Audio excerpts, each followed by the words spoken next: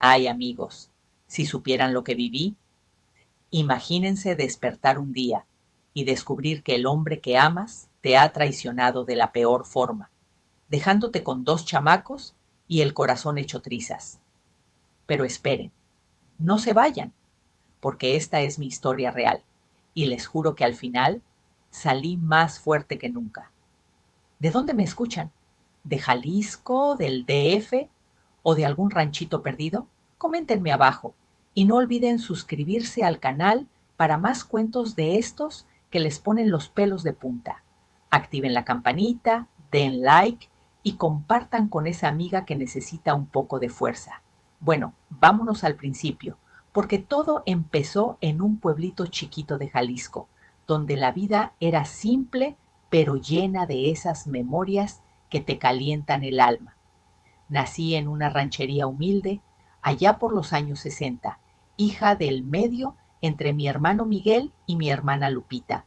Nuestro hogar era un pedacito de tierra que mi mamá heredó de sus abuelos. Un sitio donde el sol salía temprano y el gallo nos despertaba con su canto ronco. Ay, cómo extraño ese olor a tierra mojada después de la lluvia, ese aroma que se te mete en los huesos y te hace sentir viva. Mi mamá, Juana, era un dulce de persona, con su voz suave y sus manos siempre ocupadas. Se levantaba al amanecer a hacer las tortillas en el comal, amasando la masa con tanto cariño que parecía que le ponía un pedacito de su alma en cada una.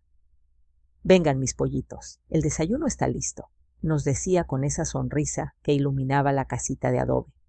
Mi papá, Héctor, era de esos hombres de antes, recio y de palabra firme. Trabajaba la milpa de sol a sol, con el sombrero calado y el machete al cinto, enseñándonos que la vida no regala nada. La tierra da si le das, repetía, y nos ponía a todos a ayudar, recogiendo el maíz o cuidando las gallinas. La vida en el rancho era una aventura diaria. Me acuerdo como si fuera ayer, trepando las guayaberas con mis hermanos, encaramándonos en las ramas más altas para agarrar las frutas más maduras y jugosas. Cuidado, María, no te vayas a caer, gritaba Lupita desde abajo. Pero yo me reía, con el jugo de guayaba chorreándome por la barbilla. Nadábamos en el río que cruzaba el terreno, ese agua fresca que nos lavaba el calor del mediodía. Pasábamos horas chapoteando, salpicándonos y fingiendo que éramos sirenas o piratas. Cuando no estábamos jugando, ayudaba a mi mamá en las labores de la casa. Ella me enseñó a coser con aguja e hilo, usando retazos de tela que sobraban de sus propios remiendos. Mira, mija, así se hace un punto recto, me decía, guiando mis manos torpes sobre una falda vieja. Empecé haciendo ropita para mis muñecas de trapo, luego zurciendo los calcetines rotos de mi papá o los bolsillos de los pantalones de Miguel. Era mi manera de sentirme útil, de contribuir a esa familia que era todo mi mundo. Por las noches, ¡ay! ¡Qué momentos mágicos!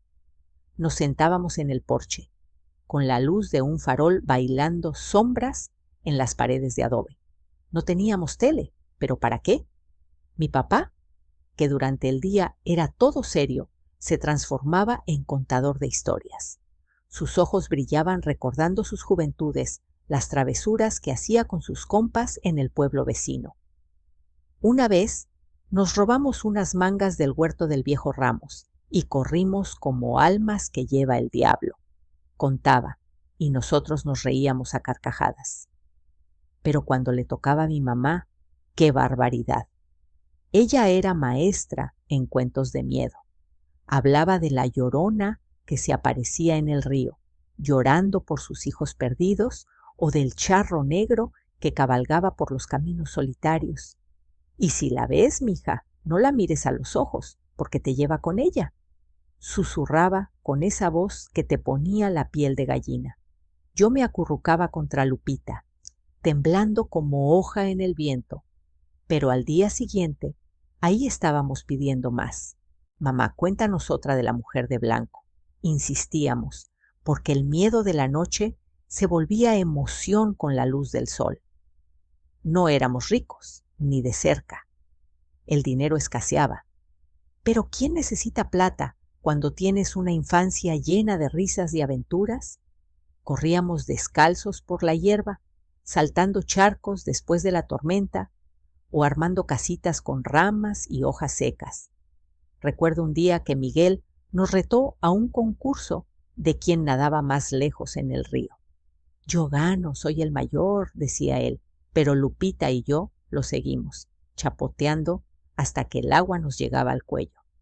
Al final terminamos todos empapados y riendo, con mi mamá regañándonos desde la orilla. Salgan de ahí antes de que se resfríen. Esas memorias son como tesoros guardados en mi pecho, amigos. Pero la vida en el campo no era solo juegos. Había responsabilidades. A los 12 años ya ayudaba a ordeñar las vacas o a moler el nixtamal para las tortillas. Mi papá nos repetía: aquí nadie come si no trabaja, y tenía razón. Aprendí temprano que la fuerza viene de adentro, de esas manos que se endurecen con el esfuerzo. Pero ¡ay! No todo eran flores. En esa época, los papás tenían la costumbre de casar a las hijas jóvenes para aligerar la carga de la casa, supongo. Vivíamos con lo justo, sin lujos, y una boca menos que alimentar era un alivio. No tardó en llegar mi turno.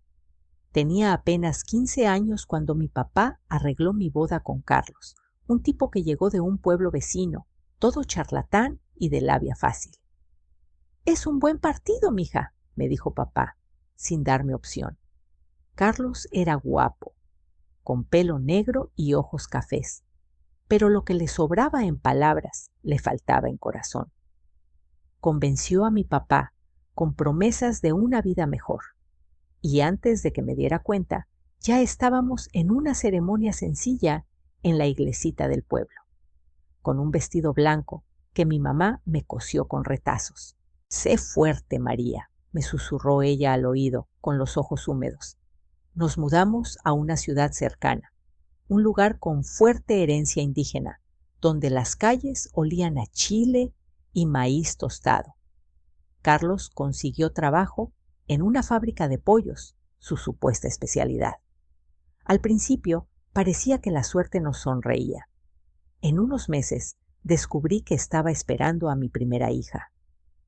Vamos a hacer una familia, amor, me decía él, besándome la frente. La felicidad me rebosaba, imaginando a mi chamaca corriendo por la casita que rentamos. Pero una tarde lluviosa, todo se vino abajo. Carlos llegó con la cara seria. Tengo que viajar por trabajo, resolver unos pendientes. ¿Ahora? ¿Con el bebé en camino?, le pregunté, sintiendo un nudo en el estómago. Solo 2 días, te lo prometo, respondió, sin mirarme a los ojos. Lo abracé fuerte, pero algo en su voz me dio mala espina. Los días se estiraron como chicle. Cada ruido en la calle me hacía correr a la ventana esperando verlo llegar. Pero nada. Semanas después, el dinero se acabó. Abrí el gabinete de la cocina y solo vi unas latas vacías y un puñado de arroz. Ahí, sola y con la barriga creciendo, me di cuenta. Me había abandonado. Con el corazón partido, junté mis cosas en una maleta vieja y regresé al rancho de mis padres. Fue tragarme el orgullo con lágrimas. En esa época, una mujer embarazada y sola era un escándalo. Las vecinas cuchicheaban. Pobre, la dejó plantada como a una tonta. Mi papá, al verme en la puerta con la panza, se puso rojo de coraje. ¡Qué cabrón! Si lo veo, lo mato. Pero era un hombre simple, sin estudios ni dinero. ¿Qué podía hacer? Mi mamá, con el alma rota por verme así, preparó mi viejo cuarto en silencio. Me acogieron, a pesar de los suspiros y los chismes. Y entonces nació Ana, mi princesita de ojos cafés. ¡Ay, cómo cambió todo! Su sonrisa iluminaba la casa entera. Hasta mi papá, con su dureza, Se derretía cuando ella balbuceaba «abuelo». 2 años después, estaba yo en la plaza del pueblo con Ana, cuando se me distraje un segundo y ella corrió hacia la calle. «¡Ana, no!», grité, el corazón en la garganta. De repente, un hombre la levantó en brazos. «¿A dónde vas, chiquita? Espera a tu mamá». Cuando llegué jadeando, lo vi. El hombre más guapo que había pisado esa plaza, rubio, con ojos verdes como el mar en calma. «Gracias», dije, aún sin aliento. «De nada», respondió con una sonrisa gentil. «Vamos a sentarnos en esa banca». Nos sentamos y él se presentó. «Mucho gusto, me llamo José». «María», respondí, sintiendo las mejillas arder. Era camionero, de paso por el pueblo, y hablaba con orgullo de su camión. Un viejo pero fiel International. No sé cómo, pero me encontré contándole mi historia. Lo de Carlos, ser madre soltera, todo. Él no hizo cara de juicio, al contrario. Escuchaba con interés. «Eres valiente, María», dijo. Cuando se despidió, prometió volver la semana siguiente. Esa noche, acostando a Ana, no podía dejar de pensar en él. Educado, gentil y sí, bien guapo. La semana pasó lenta, pero volvió.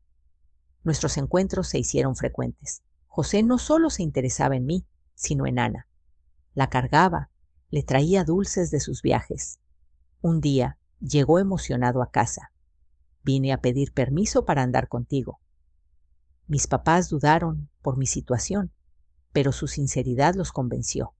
Empezamos con respeto y pronto me propuso: «Vente conmigo a mi ciudad». Renté una casita de adobe cerca de mi mamá. Acepté, ansiosa por una nueva vida. Su familia, hermanos Juan, Antonio y Pedro, todos casados. Su mamá, doña Teodora, viuda y estricta, me miró de reojo al principio por mi pasado. La casita era humilde, con veranda larga y cuartos amplios. Planté un huerto en el patio, chiles, tomates, hierbas. José me regaló una máquina de coser vieja, Singer negra, con pedales de hierro. «Para que hagas lo que te gusta», dijo. Empecé cosiendo para vecinos, dobladillos, vestidos simples. Ganaba mi dinerito y me sentía independiente. 2 años después nació Luis, mi chiquitín de ojos verdes como su papá. La vida era perfecta: domingos en misa, almuerzos familiares, José llegando de viajes con historias y abrazos. Todo parecía un sueño, pero ay, la vida a veces te da la espalda cuando menos lo esperas. Una noche, José llegó tarde, oliendo a tequila, y se acostó sin decir palabra. Me quedé mirando el techo esa noche, con el olor a tequila flotando en el aire como un fantasma malo, mientras José roncaba a mi lado sin una sola explicación. Al principio lo achaqué al cansancio de la carretera, a esos viajes largos que lo dejaban molido, pero algo en mi interior, ese instinto de mujer que no falla, me decía que no era solo eso. Los días siguientes fueron como un mal sueño que se repite. Él salía temprano con el camión, prometiendo llegar a tiempo para la cena, y yo me quedaba en la casita de adobe, atendiendo a los chamacos y pedaleando la Singer para sacar adelante los encargos de las vecinas. Ana, con sus 4 añitos, corría por el patio recogiendo flores para hacer collares, y Luis gateaba tras ella, riendo con esa boquita sin dientes que me derretía el alma. «Mamá, ¿papá trae dulces hoy?», preguntaba Ana con ojos brillantes, y yo sonreía, ocultando la preocupación que me carcomía por dentro. Nuestra rutina había sido tan bonita al inicio. José llegaba de sus rutas con el camión cargado de historias. Vi un atardecer en la sierra que parecía pintado por Dios, contaba, mientras repartía caramelos para los niños y me daba un beso en la frente que me hacía sentir la mujer más afortunada. Por las tardes nos sentábamos en la veranda, con el sol poniéndose detrás de las colinas, y él me rodeaba con el brazo, susurrando planes para el futuro. Una casita más grande, quizás un terrenito propio. Yo cosía a su lado, el pedal de la máquina, marcando un ritmo constante, y los chamacos jugaban a nuestros pies, construyendo castillos con piedras y tierra. Doña Teodora, su mamá, vivía a unas cuadras, una viuda de carácter fuerte, que al principio me recibía con miradas torcidas, murmurando que su hijo merecía una mujer sin cargas. Pero con el tiempo, al verme trabajar duro y tratar bien a la familia, se ablandó un poquito. Hasta me pedía que le arreglara sus blusas de domingo. Sus hermanos, Juan el mayor con su taller de mecánica, Antonio, que tenía una tiendita de abarrotes, y Pedro, el profesor de la escuelita local, nos visitaban los fines de semana. «Eres una bendición para mi hermano», me dijo Juan una vez, y yo me hinchaba de orgullo. Pero las grietas empezaron a aparecer como en una pared vieja. José comenzó a extender sus viajes. «Hay más carga esta semana, amor», decía, y volvía 2 días después con los ojos rojos y el aliento pesado. Al principio lo confrontaba suave. «¿Por qué tan tarde, José? Los niños te esperan». Él se encogía de hombros. «La carretera es traicionera, María, y a veces paro con los compas a descansar». Descansar, ja. Empecé a notar que el dinero que ganaba con mis costuras desaparecía misteriosamente. Un billete aquí, unas monedas allá. Debe ser para gasolina, me convencía a mí misma. Pero el nudo en el estómago crecía. Una noche llegó tambaleándose, chocando contra la mesa donde tenía mis telas ordenadas. «Cuidado», le dije, y él masculló. «No me regañes, mujer, que bastante tengo con el camino». Ana se despertó llorando y Luis berreó en su cuna. Tuve que calmarlo sola, mientras él se derrumbaba en la cama. Los chamacos lo sentían, claro. Ana, que antes corría a sus brazos gritando «¡Papito!», ahora se escondía detrás de mis faldas cuando lo oía llegar. Una tarde, mientras yo cosía un vestido para la vecina Carmen, se acercó con la carita triste. «Mamá, ¿por qué papá huele raro y grita tanto?». Me partió el alma. «Es el trabajo, mi vida ya pasará», le respondí, abrazándola fuerte. Pero por dentro hervía de dudas. Recordaba mi abandono con Carlos, esa puñalada que aún dolía, y me juraba que no dejaría que se repitiera. Empecé a observar más. Sus ropas con perfume barato que no era mío, llamadas misteriosas que cortaba cuando yo entraba al cuarto. «Negocios», decía él, pero su voz temblaba. El golpe vino una mañana, revisando su camión por un botón perdido. Metí la mano bajo el asiento y saqué una carta arrugada con letra femenina. «Mi amor, te extraño en las noches solitarias. Nuestro hijo pregunta por ti. Vuelve pronto a Puebla». Puebla, donde él decía tener rutas frecuentes. El mundo se me vino encima. «¿Quién es ella?», pensé, con las manos temblando. Esperé hasta la noche, cuando llegó oliendo a bar. «José, explícame esto». Le mostré la carta. Mi voz quebrada pero firme. Él palideció. «No es nada, María, una loca que se inventa cosas». «¿Una loca con un hijo tuyo?», grité, las lágrimas rodando. Negó, juró por Dios y por sus muertos, pero sus ojos lo delataban. «Estás imaginando, mujer, el cansancio te hace ver fantasmas», replicó, y se dio la vuelta para dormir. La duda se convirtió en veneno. Las semanas siguientes fueron un infierno. Él bebía más, llegaba agresivo, y yo me mordía la lengua por los niños. Perdí clientes porque no podía concentrarme. El pedal de la Singer iba lento como mi corazón. Una vez, en una borrachera, tiró un plato contra la pared. «Esta casa me asfixia», bramó, y Ana chilló de miedo. La protegí con mi cuerpo, susurrándole: «Tranquila, mi hija, mamá está aquí». Al día siguiente, se disculpó con flores robadas del jardín vecino. «Perdóname, amor, la bebida me cambia». Pero las promesas se evaporaban como el humo de su cigarro. Descubrí más. facturas de hoteles en Puebla, dinero que faltaba de mi alcancía. Confronté de nuevo. Admítelo, José, tienes otra familia allá. Esta vez admitió a medias. Fue un error antes de ti, pero ya endedé. ¿Endedé? ¿Y el hijo? Insistí. Me culpó. Si no fueras tan celosa, no buscaría consuelo. El clímax llegó una noche de tormenta. José entró empapado, ebrio, exigiendo dinero. Dámelo de tus costuras, lo necesito. No, es para la comida de los niños, respondí. Forcejeamos y él me empujó contra la pared. Luis lloró en su cuna. Ana gritó, ¡Papá, no! En ese instante vi claro.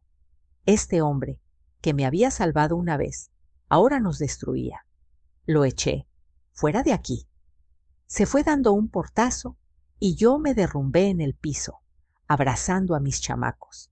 Pero en medio del llanto, una chispa se encendió. No sería víctima eterna. Recordando mi fuerza del pasado, susurré, «Basta, María, es hora de pelear de vuelta». Al amanecer, con el sol filtrándose por las grietas de la puerta, empecé a trazar mi plan en silencio mientras los niños dormían. Mientras el sol se colaba por las rendijas como dedos curiosos, yo me levanté con sigilo, envolviendo a los chamacos en mantas para que no se despertaran con el frío de la madrugada, y empecé a empaquetar lo esencial: ropas raídas, documentos arrugados y el poco dinero que había escondido en un frasco de café viejo enterrado en el huerto. No era venganza ciega lo que me impulsaba, no. Era una astucia fría, calculada, como la de esas serpientes del desierto que esperan el momento justo para atacar. Sabía que quedarme significaba ver a mis hijos marchitarse bajo el peso de un padre roto. Así que esa misma noche, cuando la luna iluminaba el camino como una linterna traidora, huí con Ana y Luis en brazos, caminando hasta la carretera principal para tomar un camión destartalado rumbo a la Ciudad de México. El viaje fue un torbellino de baches y lágrimas contenidas. Ana murmuraba en sueños, ¿a dónde vamos, mamá? Y yo le besaba la frente, a un lugar mejor, mi cielo. Llegamos al amanecer, con el bullicio de la capital envolviéndonos como un abrazo asfixiante, y busqué refugio en un convento de monjas que una vecina me había mencionado en susurros. Un lugar donde las mujeres como yo podían empezar de cero. Las hermanas nos recibieron con ojos compasivos, dándonos un catre en el dormitorio común y sopa caliente que sabía a misericordia. Dios proveerá, hija, dijo la Madre Superiora, pero yo no esperaba milagros. Salí a patear calles, preguntando en cada taller si necesitaban costurera. Fue en una maquiladora polvorienta del centro donde encontré a doña Amelia, una mujer robusta con manos como raíces de árbol, dueña de un local donde se cosían uniformes para fábricas. Me miró de arriba abajo, con mis chamacos agarrados a la falda. ¿Sabes manejar una máquina industrial? Claro que sí. Mire estas callosidades. Han visto más puntadas que estrellas en el cielo, respondí, extendiendo las palmas. Me puso a prueba con un retazo de tela. Haz una costura overlock. Mis dedos volaron, precisos como nunca, y ella asintió. Empiezas mañana. Y si necesitas, hay un cuartito en el fondo para ti y los niños. No es palacio, pero tiene techo. Ese cuartito era un rincón olvidado, con paredes agrietadas y un colchón viejo que crujía como huesos cansados. Pero era nuestro santuario. Instalé mi rutina. Dejaba a Luis en una guardería improvisada de la maquiladora, donde las otras trabajadoras lo mecían entre turnos, y Ana iba a una escuelita cercana, regresando con dibujos de casas felices que me apretaban el pecho. Trabajaba de sol a sol, pedaleando máquinas que zumbaban como abejas furiosas, cosiendo cientos de pantalones al día por un sueldo que apenas alcanzaba para frijoles y tortillas. Pero en las noches, sola con mis pensamientos, alimentaba mi plan. Usando el teléfono de la maquiladora, rastreé a la mujer de la carta. Se llamaba Rosa, vivía en Puebla y respondía a su número garabateado en el sobre. «Soy María, la esposa de José. Necesito hablarte», le dije en una llamada temblorosa. Ella dudó, pero accedió. «Ven si quieres, pero no traigas problemas». Viajé un fin de semana, dejando a los chamacos con doña Amelia, quien me prestó el boleto. «Ve y cierra esa herida, mija». Rosa era una mujer delgada, con ojos hundidos por el cansancio, y su hijo, un niño de 3 años, con los mismos ojos verdes de José, jugaba en el piso. «Él me prometió dejarlo todo por nosotros», confesó ella, sirviéndome un café amargo. «A mí me juró lo mismo», repliqué, mostrando fotos de Ana y Luis. Lloramos juntas, uniendo piezas. José había tejido una red de mentiras, prometiendo matrimonios que nunca cumplía, robando dinero de ambas para sus vicios. «No lo dejemos salirse con la suya», propuse, y ella aceptó. Juntas recopilamos pruebas, recibos de hoteles, cartas, hasta un acta de nacimiento del niño que probaba su paternidad. Era como armar un rompecabezas con pedazos de corazones rotos. De vuelta en la ciudad, usé mis nuevas conexiones. Una abogada amiga de doña Amelia, que ayudaba a mujeres en situaciones como la mía, para denunciar a José por abandono de hogar y hurto. «Tenemos un caso sólido», dijo la licenciada, revisando los papeles. La demanda voló como un halcón. Le embargaron su preciado camión, ese International que amaba más que a nada, vendiéndolo para cubrir deudas familiares. Cuando se enteró, apareció en la maquiladora una tarde, demacrado y suplicante. «María, por favor, eso es mi vida». Lo enfrenté en el patio trasero con los brazos cruzados. «Tu vida nos destruyó, José. Ahora paga». Él cayó de rodillas. «La bebida me arruinó y esa mujer fue un error. Perdóname». Lágrimas rodaron por mis mejillas. Pero mi voz fue acero. «Demasiado tarde. Vive con tus mentiras». Se fue arrastrando los pies, y yo sentí una mezcla de alivio y vacío, como si hubiera expulsado un demonio, pero perdido un pedazo de alma. Los años corrieron como agua de río. Ana creció en una jovencita lista, casándose con un mecánico honrado del barrio, y Luis, ay mi Luis, empezó a tropezar en el mismo pozo. Cervezas con amigos que se volvían noches perdidas. «Mamá, es solo para relajarme», decía, pero yo veía el fantasma de José en sus ojos vidriosos. Lo confronté una noche.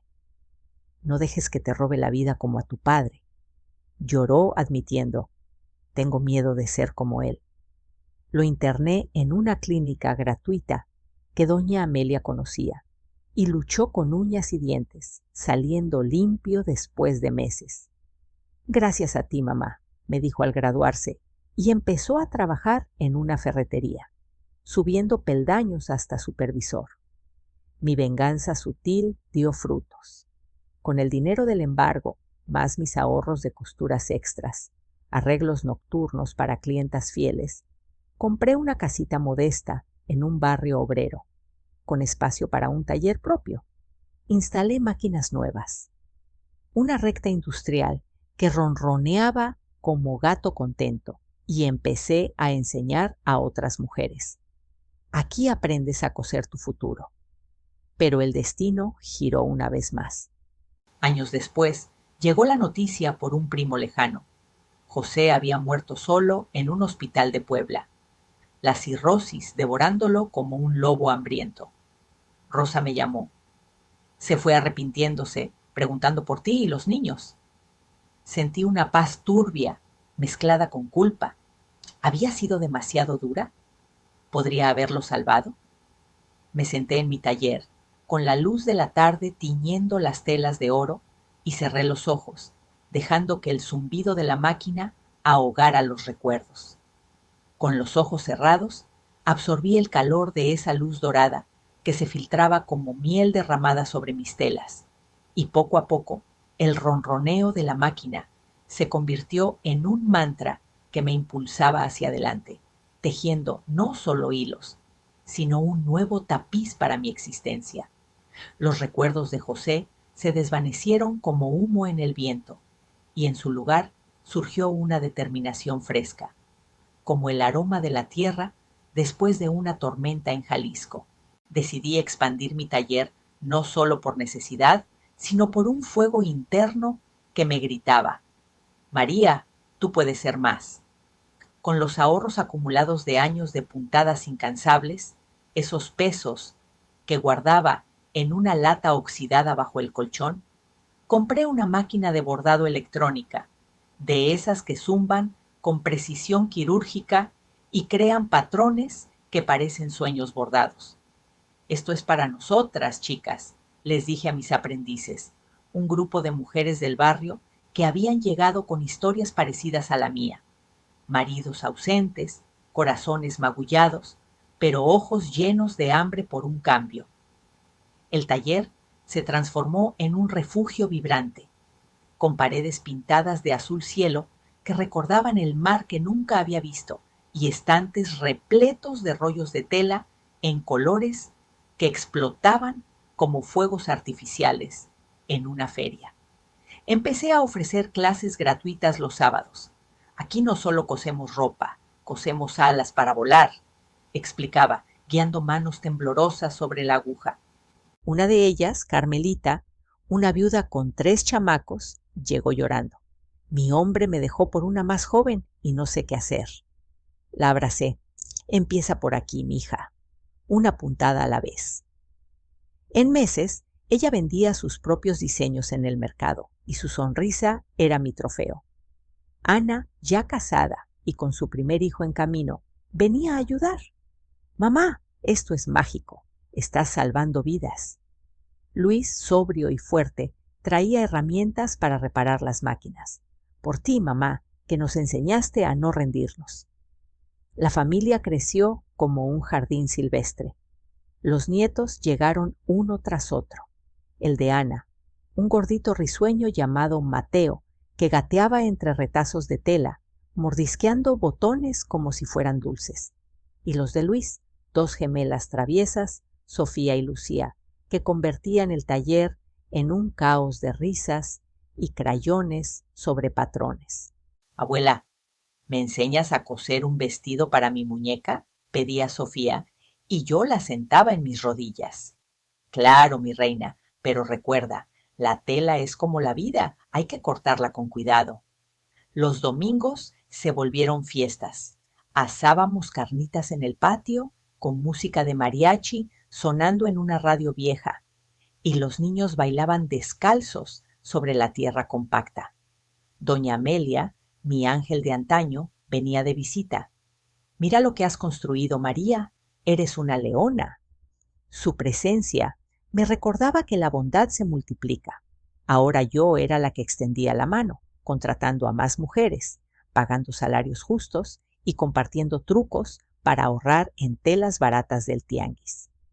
Pero la vida, caprichosa como un río en crecida, me reservaba una sorpresa que cerró el círculo de una manera que ni en mis sueños más locos imaginé. Un día, un notario tocó a la puerta del taller, con un sobre manila que olía a burocracia y polvo. Señora María, esto es para usted y sus hijos, dijo, extendiéndolo con formalidad. Dentro, documentos que declaraban una herencia. José, en sus últimos días, había dejado un testamento reconociendo a Ana y Luis como suyos y legando un terreno baldío en su pueblo natal, ese que una vez soñamos cultivar juntos. Rosa, su otra mujer, había renunciado a reclamos escribiendo una nota que sirva para sanar lo que él rompió. Vendimos el lote a un desarrollador que pagó una fortuna. El área se había vuelto zona comercial, con malls y calles pavimentadas. Con ese dinero, expandí el taller a un local doble.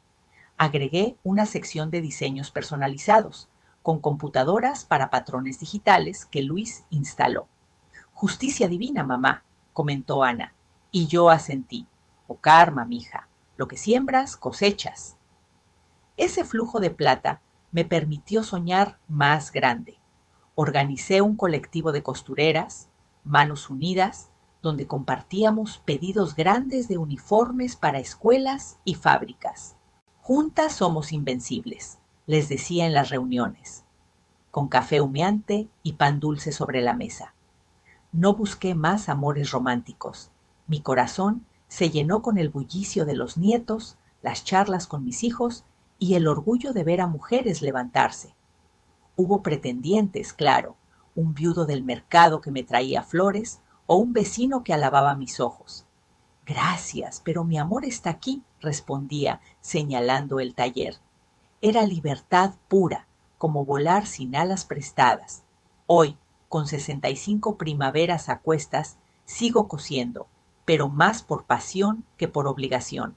Un vestido de quinceañera aquí, un traje de charro allá, cada pieza una historia tejida con hilos de resiliencia. Ay, amigos, si han llegado hasta aquí, sabrán que mi camino fue un torbellino de traiciones y triunfos. Pero al contarlo, siento como si soltara una carga que llevaba atada al pecho. ¿Han vivido algo similar? ¿Un amor que se torció, pero los hizo más fuertes? Cuéntenme en los comentarios. ¿Perdonarían o buscarían su propia justicia? ¿Qué harían en mi lugar? No olviden suscribirse al canal, activar la campanita para no perderse más relatos que les remueven el alma y den like si les tocó el corazón. Compartan con esa amiga que necesita recordar su poder. Recuerden, queridas, dentro de cada una hay una guerrera esperando despertar. Que Dios las cuide y hasta la próxima confesión nocturna.